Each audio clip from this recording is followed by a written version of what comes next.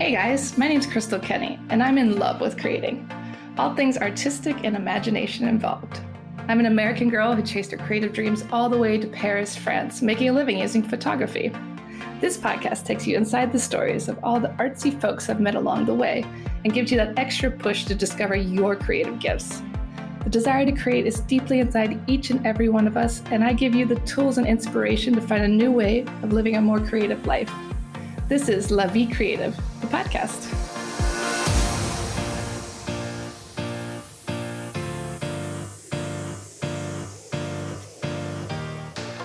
Claudine Hemingway is a descendant of famed writer Ernest Hemingway. We bumped into each other at a party and decided to team up and dive deep into French history, but with a twist, by bringing a spotlight to those lesser-known creatives in France. This is History with a Hemingway. Welcome back to Paris History Avec a Hemingway. Today we are talking about Gabrielle de Polignac. And if you've been tuning in the last couple of weeks, you know all these people are related to Marie Antoinette in some way. So let's find out more from Claudine. Yeah, this one last week we talked about Madame de Lambourg, who was the more studious and quiet and serious member of Marie Antoinette's ladies. And that is not Gabrielle de Polignac. She's the party girl. She was the party girl. Yeah. Gabrielle de Polignac was her full name was Yolande Martine Gabrielle du Polistron, daughter of Jean-Francois Gabriel, Count de Polistron.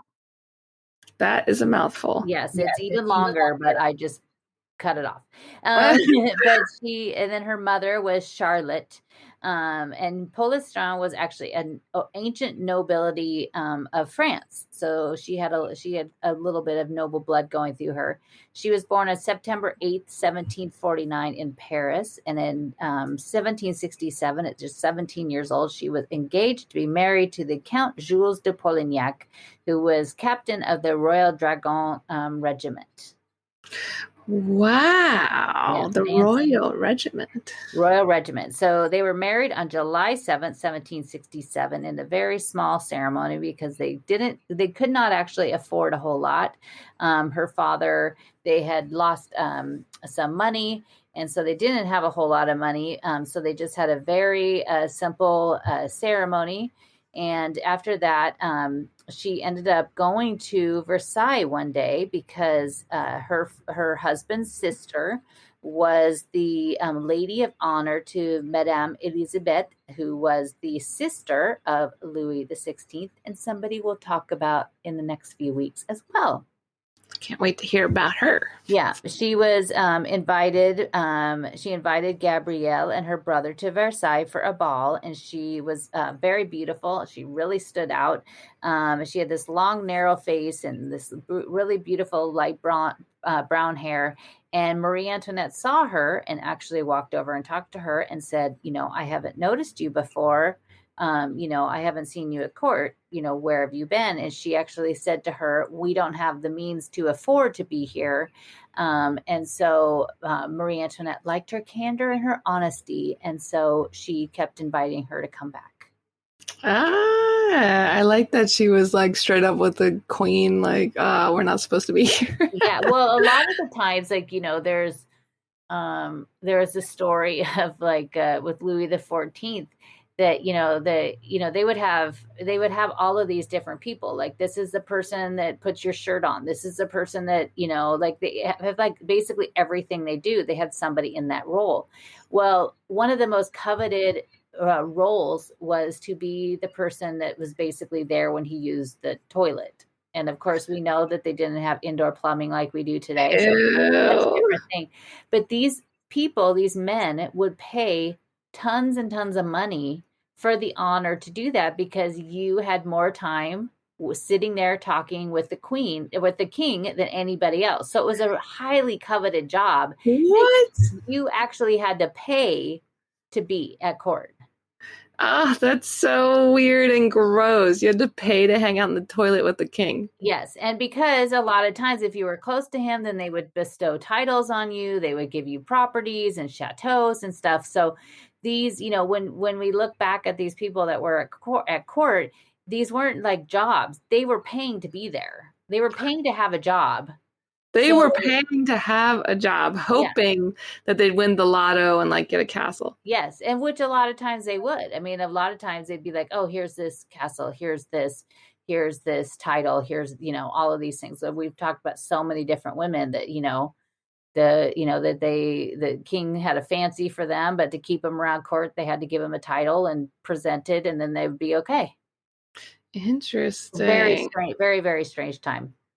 Yeah. So, but she was coming around court a lot more. And when she was there, she would also try to use that to her advantage a little bit, to try to gather favors from the king and the queen, and for all of her friends. And so she instantly was seen by a lot of people as much different than most of the other people at court. Well, I mean, she sounds kind of wild already. Yeah, she's kind of wild. If you watch the Marie Antoinette movie that Sofia Coppola did, she is the character that's played by Rose Byrne. The dark hair, she definitely is very kind of like fun-loving and kind of, definitely the life of the party. Yeah. I have to watch that again. It's so good. Yeah. But Marie Antoinette offered her a bunch of rooms at Versailles, a whole suite of rooms. And actually, because they were incredibly in debt, Marie Antoinette asked the royal treasury to pay off all of their debts as well, which is not. That sounds great. Yeah, it's not going to be so great for them in the future here. But while Lamballe was pushed aside, Polignac was favored more and more, and of course spent most of her time with Marie Antoinette.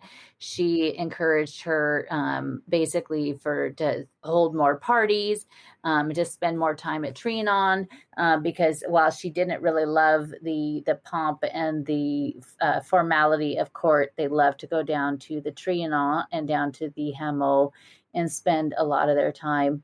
Polignac was also a lot of times later on would be rumored. And some people, I've actually had people ask me this. It was rumored for a long time that they were lovers. Hello. Yeah, but she actually most likely had affairs with a few of the other gentlemen that were there at court. Gentlemen visitors. Yeah, she and her husband had 4 children between 1768 and 1781. Wow. And while she was at Versailles, she was using her position to gain all of this favors and free things, also for her family and her husband's family, giving them titles and properties as well. She would throw these lavish salons in her rooms at Versailles. And during the week, it was kind of for people that were in court. But on the weekends, she'd invite some of the elite, the different artists from Paris and the authors and everything. And they'd all come out to Paris to Versailles. At first, Marie Antoinette was always willing to go. And then eventually she would send a valet ahead to check out who was there and to report back to Marie Antoinette if it even was worth her time. Oh, that's so funny. Yeah. So things were, very good between the two of them for a while. You could tell if you go through this episode and last week's episode is basically when things were good for one of our ladies, it wasn't for the other, and vice versa. Yeah, we're sensing a pattern. Yeah, there was definitely a pattern. Her role that was there at court, because she was there so much, and then, like we said, everybody was given a title. So in 1782, she was actually given the job of being the governess of the royal children. So basically she was the nanny. She was given 13 rooms in Versailles. Wow. Which was 9 more than the previous governess had. The previous governess was in the 5th generation of a family that had held that job. And all of a sudden she was out of a job and Madame de Polignac was moved into it. Oh, that's so funny. The 5th generation nanny was given the boot. Yeah, but Polignac there was nothing really motherly and loving about her. She kind of didn't even like doing the job. She barely was around the children. She had other people that would kind of take care of them and look after them, because she was more into the parties and having fun. It then started to come out in the press, about all of these times that Marie Antoinette was down at the Trianon and having all these parties and how she was dressing in these, unqueenly ways. And so Polignac ended up becoming like public enemy number one because everybody looked at her as the influence over Marie Antoinette to be doing all these bad things. Oh, yeah, because it's all her fault. Yeah, and spending all this money, which, I'm sure if it got out there that the treasury paid off her debts, I'm sure that wasn't going to help her public image too much. Yeah, all these poor people starving in the streets. Yeah, but she also would use Marie Antoinette and her influence over her to help start to make public officials and block promotions of different people that Polignac just decided she didn't like.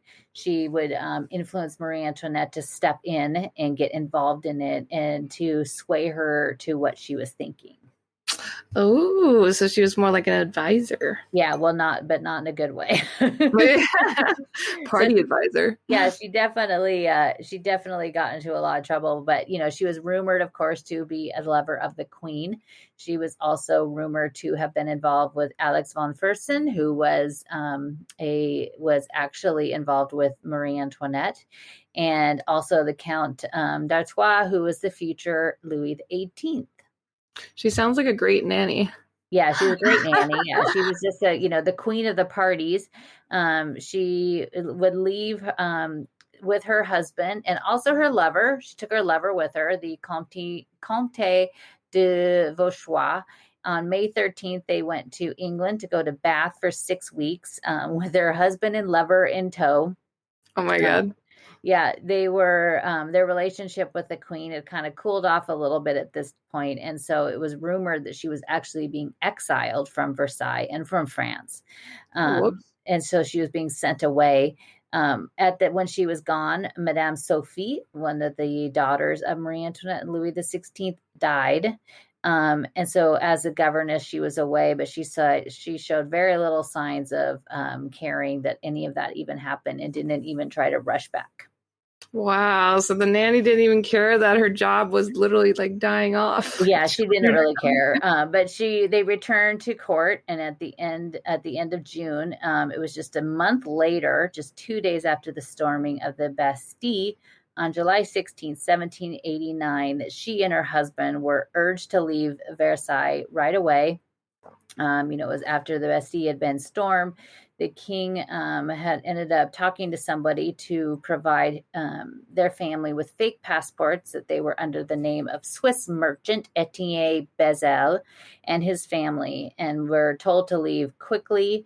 They left so fast with their 4 children that they had nothing but the clothes on their back. They were packed into 2 different carriages, and they traveled for 3 days, never stopping for food or lodging, and just eating the bread and wine that they had brought with them. That was smart. Yeah, very smart. They stayed in Switzerland for a short period of time, and then they moved down to Turin and to Rome, and then eventually to Venice, where they married off her son Armand in Venice.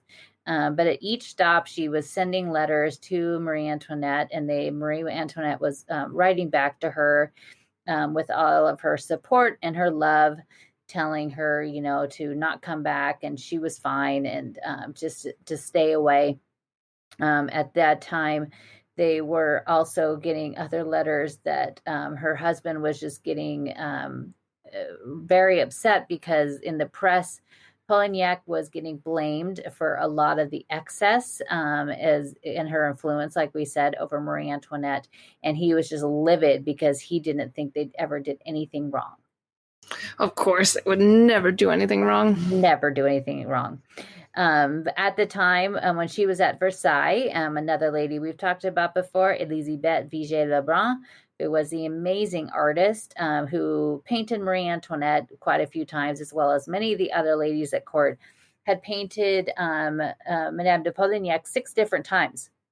Wow. After she left court, Marie Antoinette gave one of her paintings to the postmaster, who had helped obtain the papers and the fake passport and the papers that the king had asked for the family, so they could make their escape. The painting remained in his family And his last descendant ended up giving it to the Duc de Polignac, who then in turn gave it to Versailles, where we could see it today.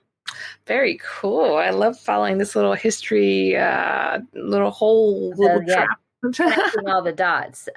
But there's a whole part of Versailles which a lot of people don't venture to see, because they go to see, the fantastic apartments and all of those rooms. But there is some galleries there. There's the can't remember the actual name, but it's like it's like this huge room with these massive, massive paintings it's like the battle gallery. And it has these huge paintings that go over time of all these different battles. They have busts of all these different generals and stuff, but it's a really, really cool room to see. And then there's also all the portraits that they have. You can see quite a few of those right before you go into that room. And there's also a large copy that Jacques-Louis David did of Napoleon's coronation there. I need to go check that out. I was thinking about going next week, actually. You should. You definitely should, especially before everybody comes back. Yeah, exactly. Yeah. But on January 21st, 1793 is the day, of course, that the king ended up being killed. When the word reached Polignac, she was devastated and her health began to fail.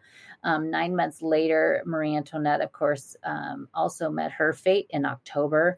Her son tried to keep it from Madame de Polignac, and they were able to keep it from her for a month. But when she finally heard the news that her old friend had died, she died 2 weeks later. What? She died 2 weeks after hearing that Marie Antoinette had died, and she died December 5th, 1793 in Vienna. She either died of tuberculosis or cancer. What? That's crazy. Yeah, at least she didn't have, it's a little bit better way to go than poor Lamboule. How old was she? She wasn't that, she was 44. She wasn't that old at all. Wow. So she had heartbreak and cancer or tuberculosis. Yes, heartbreak, all of those things. Wow. Well, I'm glad she ran away, though. At least she didn't have to stay in prison and be tortured. Yeah, but she's definitely, much has been written. There's books. I read a wonderful book about Madame de Lamboule. Polignac is just kind of mostly known for just being this kind of frivolous and, a partier and just wanting to have fun all the time. But, she was, when they forced her to leave. But Lamboule, she basically was like, she was not going to leave the side of Marie Antoinette. Yeah, I mean, that's pretty crazy that she cared that much, because a lot of those people just used the court. But it sounds like she actually did generally care about her. Yeah, but Polignac, if they had remained, they would have been killed. Yeah. Being that close to Marie Antoinette and also being kind of public enemy number one, right there with Marie Antoinette, she definitely would have definitely had her date with the guillotine had they not left when they did. Yeah, seriously, going for 3 days and not stopping is what they should have done. Everyone should have done. Just run away. Yeah, just to get out of there. Good thing you have wine and bread. Yeah, seriously. Just need some wine and bread. That was actually all I lived off of my first year in Paris because I was so poor. See, it still works today. Yeah, wine and bread's all you need, the essentials. Yes. Well, thanks for tuning in, guys. And don't forget to join Claudine every Sunday for her live virtual tours around Paris and also for her vacation planning. If you're planning a trip to France, contact Claudine. She can help you discover the country in a whole different way, in a special way, with secret places and the best restaurants and the best things to do. So go to her website, ClaudineHemingway.com, and tune in next week. Thank you for listening to Paris History Avec a Hemingway. If you want to find out some more, you could always find me on my Instagram page, Claudine Bleu Blanc Rouge, and that's BLEU, as in the French way to spell it. And each day I post a daily history lesson about a person or a place or something in Paris, or it's lots of fun facts. And then also at ClaudineHemingway.com, where you can also sign up for my newsletter there.